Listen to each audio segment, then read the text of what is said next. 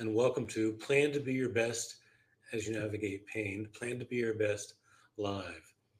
This is the first time that I'm going live with Plan to Be Your Best to bring you all of the goodness that's in this approach to identifying, discovering if you need to, but strengthening your own unique resilience and finding ways to thrive even with the pain.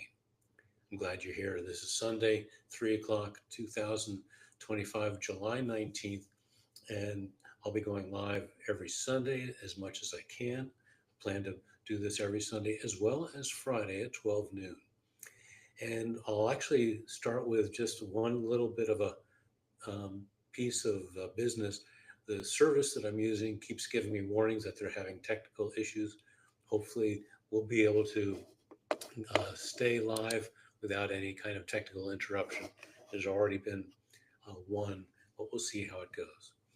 Um, what I'll do is keep checking my email. If you want to email me, excuse me, at service at rickcram.com, you can reach me. If you have any um, ways that you can post your um, uh, comments and questions. Hopefully, I'll see them here on the dashboard or also on. I'm looking over at my YouTube page to make sure that I'm coming up and everything is going as it should. It looks like it's appearing there, so that looks good. I'm in the Boston, Massachusetts area, and we'll dive into the content, the things that I want to share with you as we take a look at what are the different ways to navigate any kind of pain, whether it's physical chronic pain, such as what I experience. One of the things that I've learned through living with pain for decades and now having the seventh surgery on my left knee in 2019, and it's basically in a state of trauma. The, Probably the most important lesson I've learned through all of this, especially through surgeries 4, 5, and 6, is that the level of pain needs to be matched by the level of intentionality. And what I mean by that is that there are different ways in which we need to be more intentional in our life, more intentional in the way that we think and choose the thoughts that we have, more intentional in the way that we feel about what we're experiencing, and indeed, both caring for those feelings, but also choosing feelings. There are ways in which I've become intentional that I never thought I would before. It's actually been a journey of more than just pain. It's a journey of growth. It's a journey of increasing a sense of the growth of my character, as well as having a purpose in life. So I'm glad you're here. I'm going to be sharing with you more, and we'll get into everything from a story that I'll share with you that illustrates one of the reasons why I pursued and felt this need to create Plan to Be Your Best as you navigate pain. Then we'll take some steps with the 3 steps of resilience to look into certain new skills that you and I can apply to navigate the pain. Perhaps you're here because you're experiencing a lot of stress, and a lot of us are. 57% of the adults in the US say they're carrying so much stress that they feel a sense of paralysis. There are 20 million of us here in the US that are living with chronic pain. There are many of you who are grieving, and the grieving and the stress is part of the pain experience when it's physical chronic pain. So we'll get into that. Let me just ask. I'm going to check the chats to see if it's working, and I want you to know that you can ask me any question at all. I'm curious to know if you're with me right now. Where are you geographically? And I'm here in the Boston area, and just list a state or a city if you like. And if you are experiencing some form of pain, let's start with this. On a scale of 1 to 10, how would you rate the level of pain that you're currently experiencing, or that you experience often enough that it's prompting you to be here to learn about how you can plan to be your best and strengthen your resilience. I'll start with this. When I first injured my knee, the very end of the last football game of my high school career, I was a senior and I was a running back. The next to last play I was ever going to play, I was tackled as I was carrying the ball. I was flipped over backwards and my knee was whiplashed into the ground. I needed 3 surgeries over the course of the next a couple of years. So the first surgery was the following March or April, and then I needed 2 more, all of which was an experience in realizing that I wasn't prepared for it. I wasn't prepared to learn that I needed surgery in the first place. I wasn't prepared to um, hear that I needed a second, let alone a third knee surgery. So the journey, the experience was one of constant confusion, a shaking of a sense of confidence, not knowing I didn't have the skills to be resilient at this point. And yet, looking back on it, realizing that I wasn't prepared, I've since learned that it's never too late to become able. Back then, I was having such a tough time, especially after the second surgery. It didn't work, it didn't solve the problem that I had. The kneecap was tracking back and forth over the end of the femur after the first surgery. I had basically torn all the cartilage from the injury, and there's a bone chip the size of a dime. But the kneecap, after the first surgery, ended up doubling in size over the year ahead.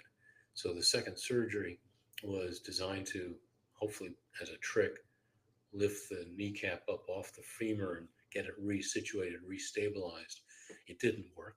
That fall, that was my sophomore year at college, I was in so much pain, I ended up needing to drop one course and I flunked all the others.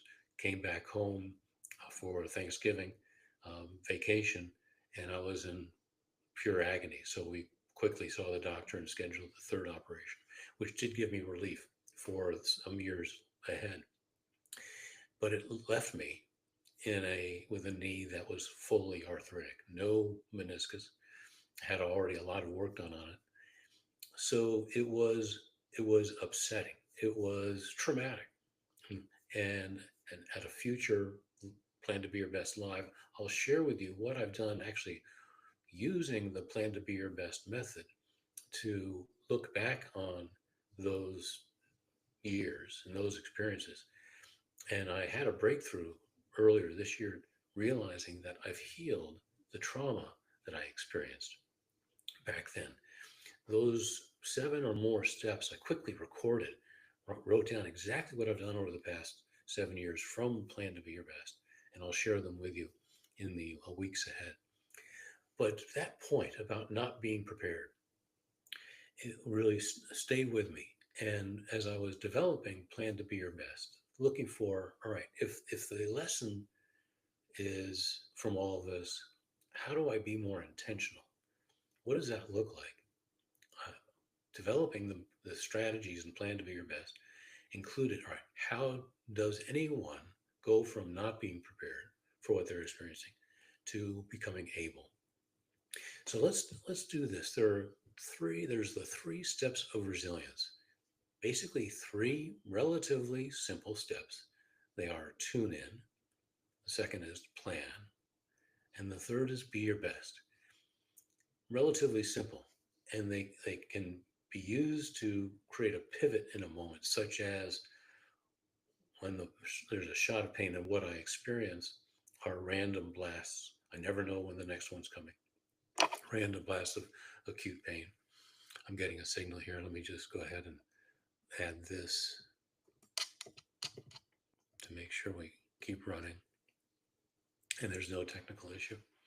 Again, I'm glad you're here and invite you to share with me where you're geographically located and if you're experiencing some form of pain.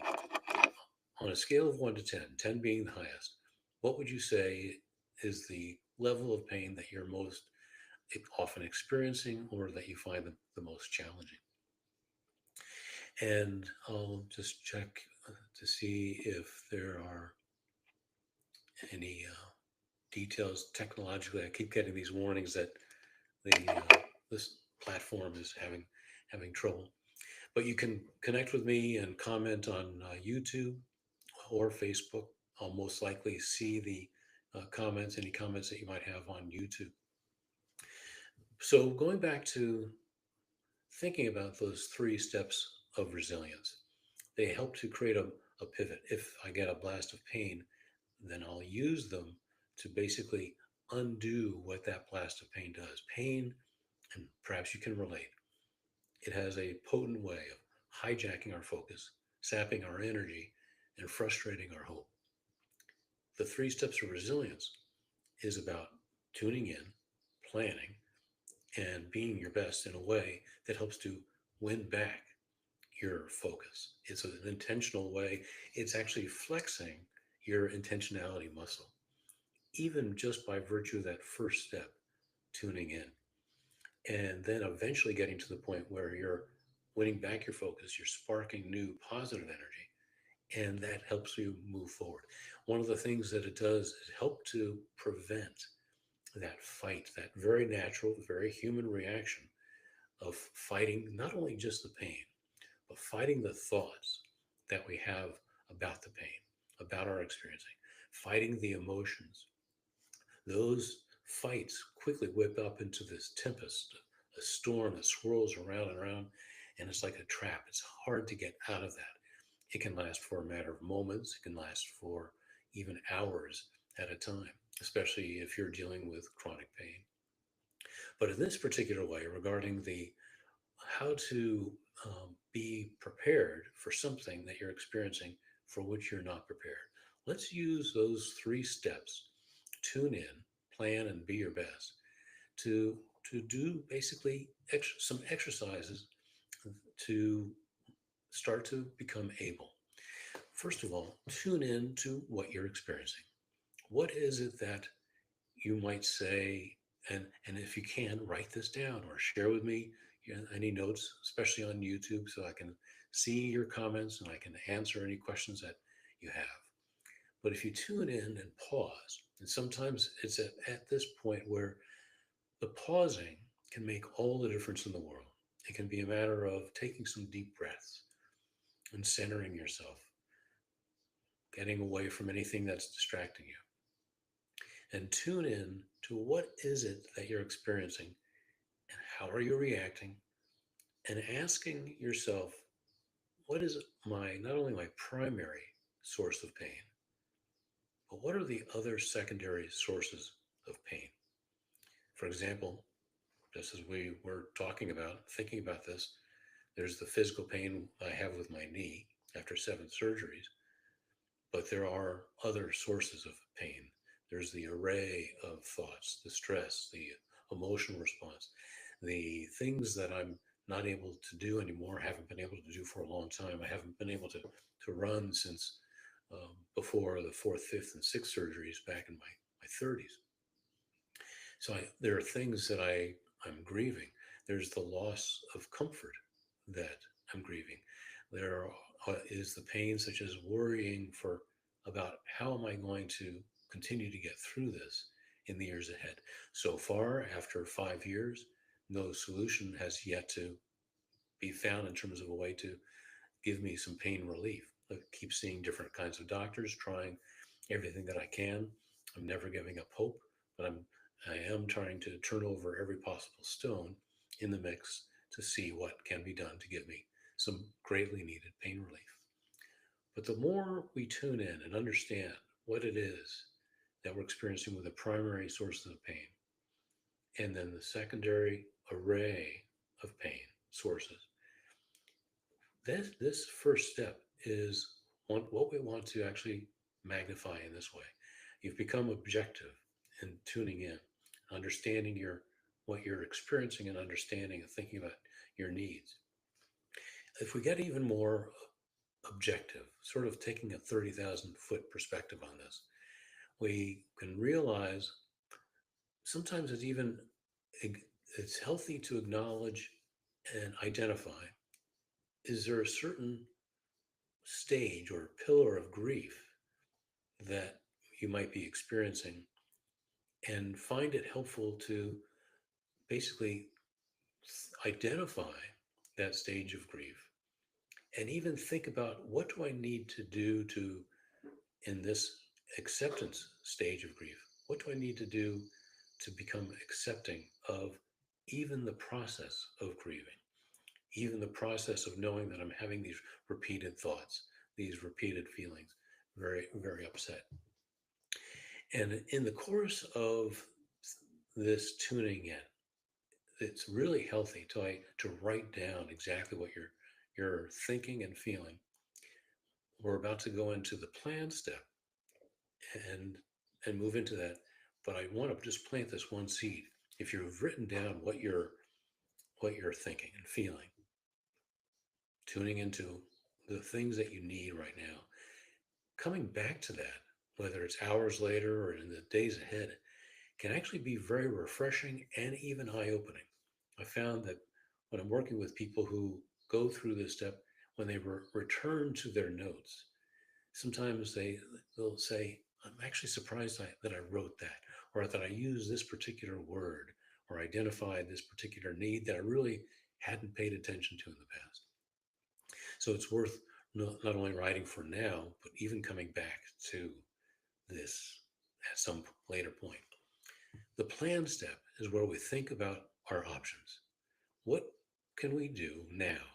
If you need to create a pivot in the moment, or think in terms of for the weeks ahead, the days, the weeks, maybe even the months ahead, what is it that I need to do that I perhaps that I haven't done that can address the needs that you've identified in the tune in step? Thinking about those needs, the primary sources of pain and the secondary sources of pain.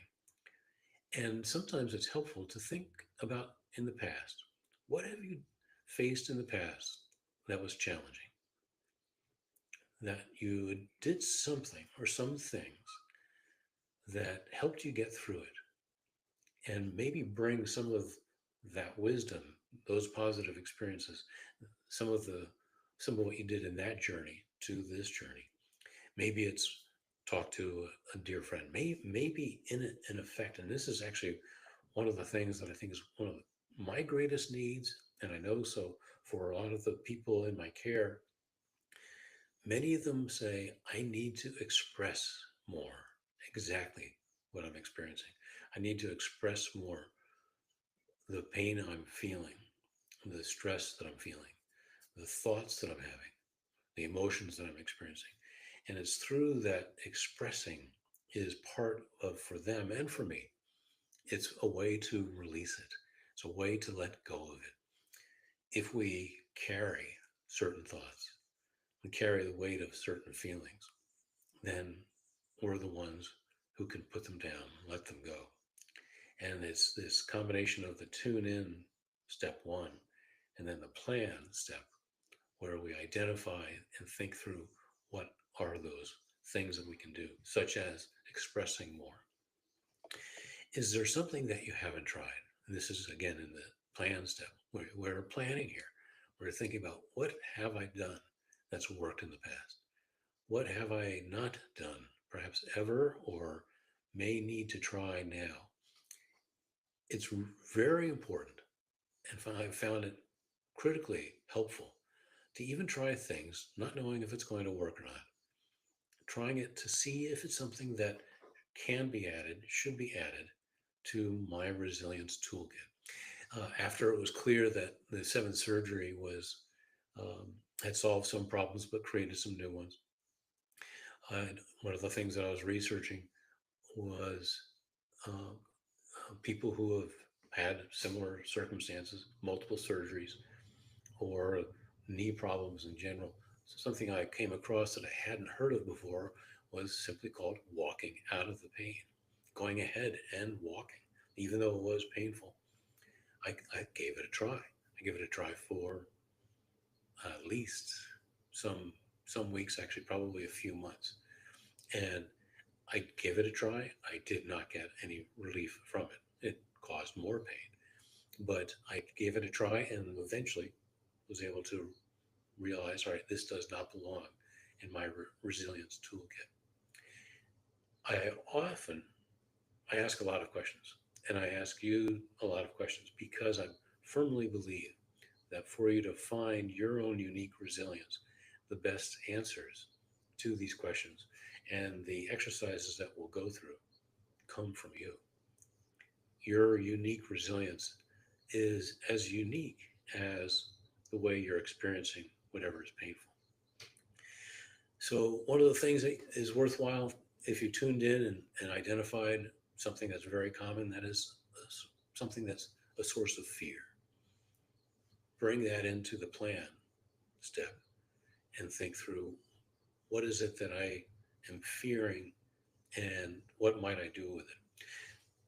One of the things that we do naturally is bring a lot to our journey with pain, our journey of resilience.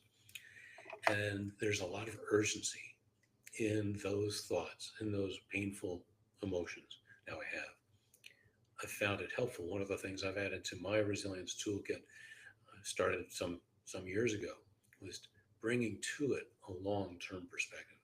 Since it was clear that the surgery caused more problems than it solved, and there's no solution just yet, the urgency over time had intensified. I had gotten to a point where I was saying to myself, I'm fighting to survive and with every breath. And in each breath, I'm fighting to thrive as well. And I realized I'm back in that fight. And I needed to trade that fight for flow. I'm going to check to see if any particular questions and where we are timing wise. In general, I'm going to keep these to uh, 25 to 30 minutes unless you've got questions that you'd like me to answer. I'll stay with you. I'm here to show up for you. And if I may, part of my own pain management is doing exactly this, bringing Plan to Be Your Best as you navigate pain to you. The more I can fulfill my sense of purpose, which is to equip people to plan to be their best as they navigate pain and to encourage them, reminding them that their best is greater than the pain. That that that active purpose, living out the purpose, creates energy for me to use to navigate my own pain and to fuel my resilience and to fuel my thriving. It's energy for being able to trade that fight for flow. And now let's take the last step. We tuned in, we planned. To complete the plan step means to pick, just for now, one thing and say, I'm going to do it. Step 3, be your best. We are always and can only be our best in the moment. So follow through on it. Write down what you're going to do. And if you do it now, wonderful. If it's something that you're going to do in the minutes, hours, or days ahead, write down what it is that you're going to do. Then come back and write down what you experienced. Is it something that's worth adding to your resilience toolkit? Is it something that is worth not trying again because it didn't work? But keep in mind, sometimes, actually often, not only do the 3 steps of resilience need to be repeated over and over again for it to maybe kick in or to confirm whether or not what we're trying, what we're being our best and following through on, if it's actually going to work. It's even a singular thought, a singular feeling that you're choosing, or an action that you're taking, may be something that needs to be done with repetition as well. My background is in marketing professionally, in communications. And in marketing, there's a term called reach and frequency, especially when it comes to advertising.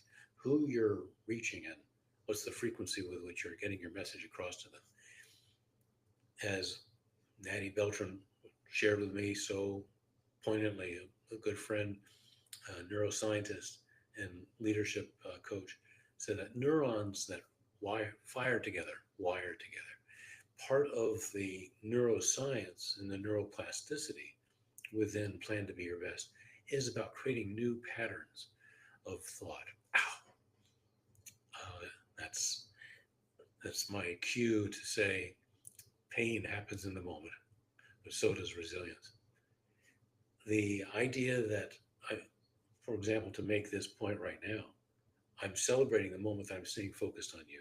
This is one of the things in my resilience toolkit.